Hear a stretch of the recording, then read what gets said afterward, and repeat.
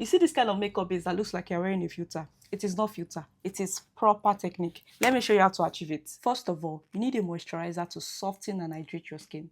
Next is primer. If your skin is oily, go for a mattifying one. And if it is dry, go for a hydrating primer. I have an oily skin, so I like to apply it on my T-zone. Now, take your time. Don't rush from one product to the next. Let each one sink in before moving on. That's how you avoid a patchy or messy base. Next, apply a foundation that matches your skin tone and undertone, so you don't end up looking orange or grey. Blend it in with a brush, then go over with your beauty sponge to smooth out any harsh lines. Go in with your bronzer around your forehead, under your cheekbones, and the sides of your nose. Take your brightening concealer and apply it here, here, and here. While you allow this sit for a few minutes before blending, go ahead to blend your bronzer using an angled brush. Now apply a cream blush on the high point of your cheekbones. Back to concealer, blend it out starting from the inner corner and pushing it outwards to give a smoother and lifted appearance. Now set your face with a setting powder that matches your skin tone. So I use it all over my face because I have oily skin, but if you have dry skin, focus on the highlighted areas only. For a smoother under eye, use your powder puff to press in your skin tone powder.